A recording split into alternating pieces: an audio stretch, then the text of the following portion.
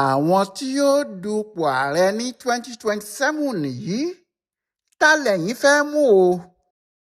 Bí ọmọdé ò bá lè jà ni yóò máa pariwo ojúde bàbá mi ò débí o, ìta bàbá mi ò débí o. Ṣùgbọ́n bí ọmọ bá jẹ́ akíkanjú, bí wọ́n bá pagbo ìjà sójú ọ̀gbagadè, bí ìjà ni yóò máa ṣe é. Torí àìlèjà ní jẹ́ ojúde bàbá mi ò dé hìn, ọdún iwájú lé bàbá ẹni kì í gbèjà ẹni.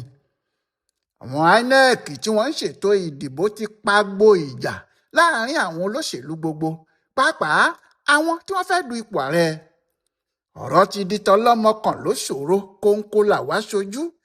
Ó sì ti di pé níbi tí ò bá ti sí odò nìkan là á ti jiyàn bóyá ọṣẹ́ hó tàbí kò hó. Ọ̀rọ̀ ti dé gbangba òde báyìí. Ojú agbami làwọn olóṣèlú wọ̀nyí dé, ẹni bá mọ̀wẹ̀ nìkan ni kó ká lọ. Ìdí ni pé kò tún sí ohun kan tí yóò fa wàhálà báyìí mọ́. Bẹ́ẹ̀ ni ẹnìkan kò ní sọ pé òun kò ní ibi tí òun lè yà sí, tàbí òun kò mọ ẹni tí òun lè dìbò òun fún lásìkò ìbò ààrẹ tó ń bọ̀ ní orílẹ̀-èdè wa lọ́dún tó ń bọ̀. Gẹ́gẹ́ bí òfin ìdìbò tí àwọn àjọ tó ń ṣètò náà ti ṣe, ìyẹn INEC, ọjọ́ 16 oṣù kínní, ìyẹn January 16, 2027 ni wọn yóò dìbò ààrẹ nílẹ̀ wa. Lọ́jọ́ náà sì ni àǹfààní wà fún oníkálukú ọmọ Nàìjíríà láti yan ẹni tí wọ́n bá fẹ́. Èyí ó wù mí ò wù ọ́ ni kì í jẹ́ kí ọmọ ìyá méjì pawọ́pọ̀ fẹ́bìnrin. Ẹni tó fẹ́ dúdú á fẹ́ dúdú, ẹni tó sì fẹ́ pupa á fẹ́ pupa. Bí ọ̀rọ̀ òṣèlú pàápàá ṣe rí náà nìyẹn. Ẹni tó bá tẹ́ kálukú lọ́rùn ní bá lọ, ìyẹn ò sì gbọ́dọ̀ fàjà. Àwọn 19 ní INEC ti gbé orúkọ wọn jáde pé wọn yóò du ipò ààrẹ ilẹ̀ wa o. Bí a bá sì ti yọwọ́ aláṣejù àná tó fẹ́ yàwó tiẹ̀ tán tó tún sọ pé ìdí ìyá ìyàwó òun tóbi, kò sí ẹnìkan tí yóò ní òun kò ní rẹ́ni tí òun lè dìbò fún nínú ẹni 19. Bí kì í bá ṣe nígbà tí àwọn INEC tó kọ orúkọ àwọn èèyàn náà jáde àti ẹgbẹ́ òṣèlú wọn, ọ̀pọ̀ èèyàn ní kò mọ̀ pé kì í ṣe ààrẹ Bọ́lá Ahmed Tinubu ti APC, Alhaji Atiku Abubakar ti ẹgbẹ́ ADC pẹ̀lú Peter Obi ti NDC nìkan kọ́ ni wọn yóò du ipò ààrẹ. Àwọn míín rò pé àwọn mẹ́ta yìí náà ni torí ariwo tí wọ́n ń pa nínú ẹgbẹ́ wọn, àti pé ọ̀kan tún jẹ́ Yorùbá, èkejì jẹ́ Ìgbò, ẹ̀kẹta sì jẹ́ Haúsá. Ṣùgbọ́n ìkéde INEC ti fi hàn pé kò sí iye téèyàn yóò mú lódò ọba ni, àfẹni òrùgbẹ ikú bá ń gbẹ nìkan. Nínú àwọn ẹgbẹ́ òṣèlú tó wà, àwọn 19 jáde, wọ́n sì fa èèyàn kalẹ̀ ní tiwọn. Nínú àwọn tí wọ́n fà jáde yìí, ẹnìkan wà tí yóò yààyàn lẹ́nu. Ìyẹn náà ni ọmọ ẹgbẹ́ òṣèlú PDP, ìyẹn PDP tó jẹ́ tàwọn Nyesom Wike. Àwọn náà fà àyàn kalẹ̀ o, lẹ́yìn tí wọ́n ti lérí títí pé àwọn ò ní ṣe bẹ́ẹ̀. Ọ̀pọ̀ èèyàn ò tiẹ̀ mọ ìgbà tí wọ́n fa ẹni náà kalẹ̀ tí wọ́n rún orúkọ ẹ̀ mọ́ ìwé àwọn INEC, tí orúkọ náà sì jáde pé òun ni yóò du ipò lórúkọ ẹgbẹ́ PDP. Gẹ́gẹ́ bí gbogbo èèyàn tó bá ń tẹ̀lé ọ̀rọ̀ ẹgbẹ́ òṣèlú náà sì ti gbọ́dọ̀ mọ̀, Wike kò jẹ́ kí wọ́n mú ẹnìkan tó lè ta òun lẹ́nu. Ọ̀rẹ́ ẹ̀ pàtàkì tí wọ́n ti jọ ń bọ̀ láti ìgbà ogun nàmínàlẹ̀ ló mú, ìyẹn Sunday Ọ̀nà. Ó fẹ́ẹ̀ jẹ́ pé gbogbo ìrìn àjò Wike láti bẹ̀rẹ̀, òun àtọkùnrin náà jọ ń rìn ni. Òun náà sì ni àwọn PDP ní wọ́n fà kalẹ̀.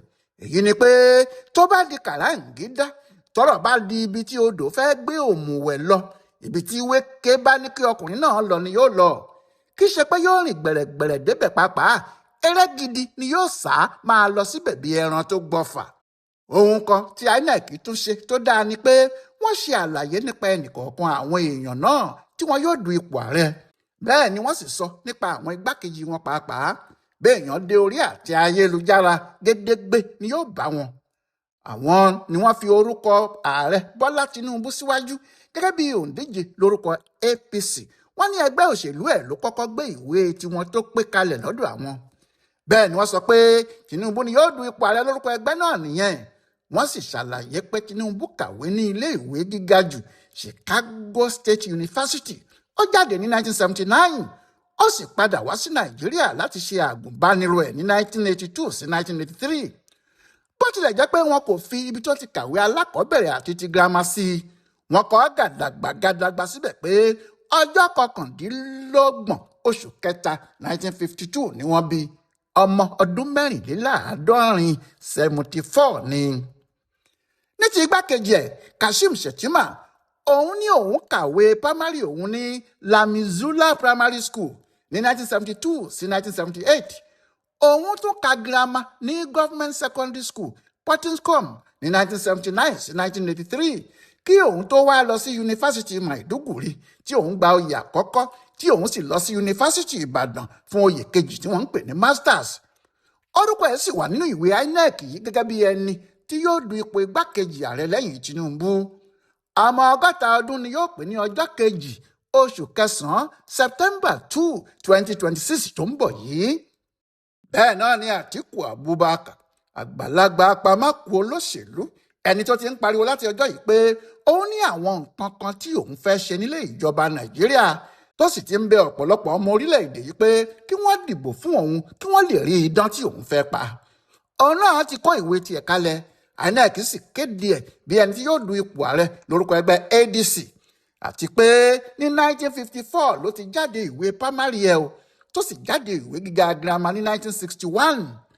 ní 2020 nílẹ̀ẹ́lẹ̀ níbí ni ọkùnrin náà jáde ìwé gíga yunifásitì tó sì gba sàbúkẹ́ẹ̀tì masters láti Anglia Ruskin University nílùú òyìnbó. nínú oṣù kọkànlá ọdún yìí November 25, 2026 ní Àtíkù yóò pé ọmọ 80 ọdún nítorí ọdún 1946 ni wọ́n bí i.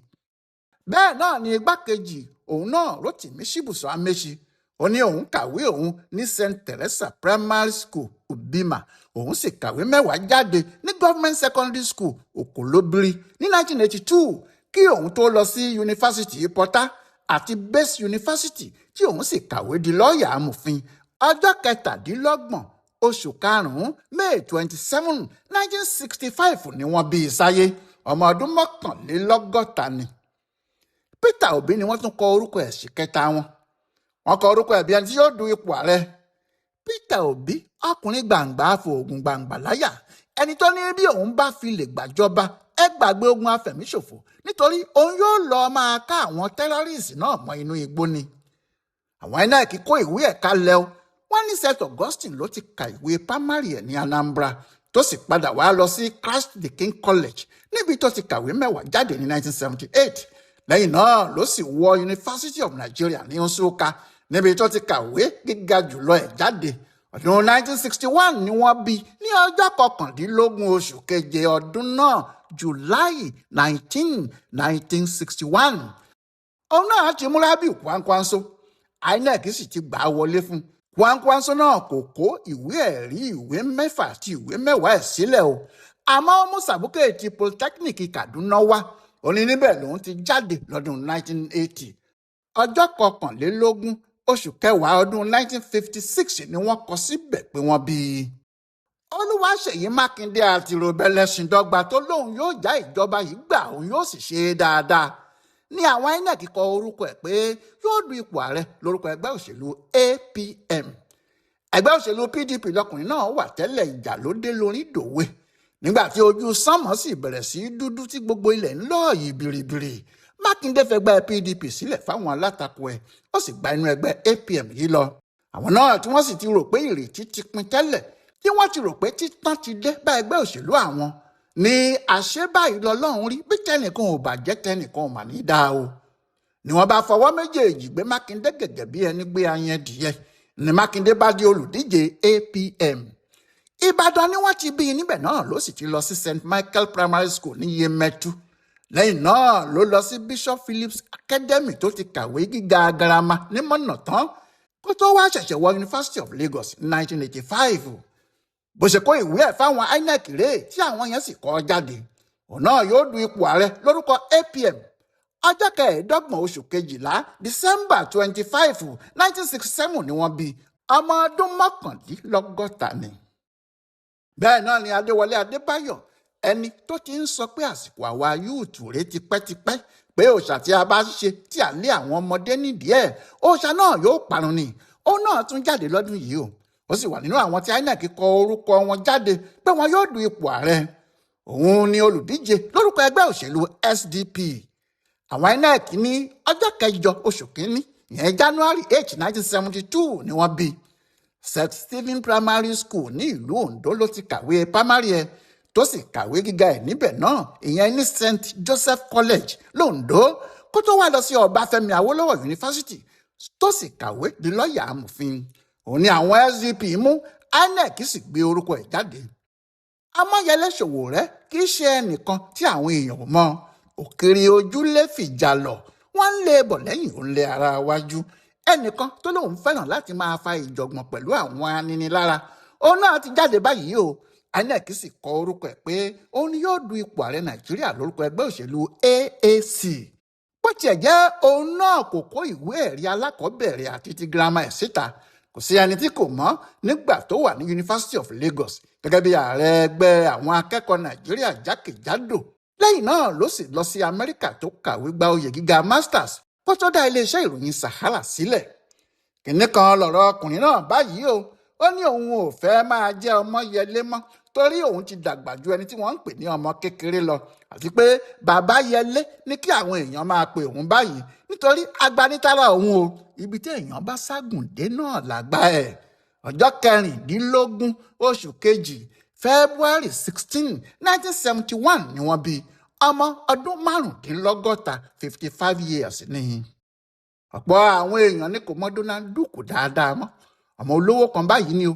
Bàbá ẹ̀ náà sì wà nínú àwọn tí wọ́n jà fún òmìnira ilẹ̀ yìí. Lára ohun tó sì gbé bọ́ sí ipò gómìnà ìpínlẹ̀ wọn Cross River níjọ́sí náà nìyẹn, tó ṣe gómìnà wọn láti 1999 títí di 2007. Òun náà lóun fẹ́ du ipò ààrẹ. Àwọn Inec sì ti gbà á láàyè lórúkọ ẹgbẹ́ òṣèlú People's Redemption Party PRP. Òun náà kó sàbúkẹ́ẹ̀tì ẹ̀ kalẹ̀. Ó ní Ahmadu Bello University ní Zaria lòun lọ.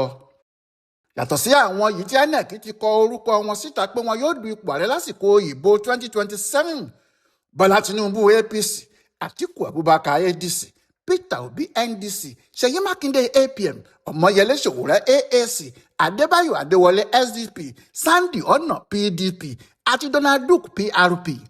Àwọn míì tó tún kù ní Okoworiada Elizabeth Frederick ti NDP, Chukwu Anita Sogwai ti YPP, Rufai Adékúnlé ọmọ Ajé AA, Adenuga Sunday Boot Party, Meme Samuel DLA, Nwanyawu Daniel Darine Chukwu CLP, Okereke Sunday Shibuso Labour Party, Okereke Nkem Esther NRM, Abbas Bin Aliyu ADP, Likiwa Sulaiman Muhammad NNPP àti Yusuf Kabiru APP.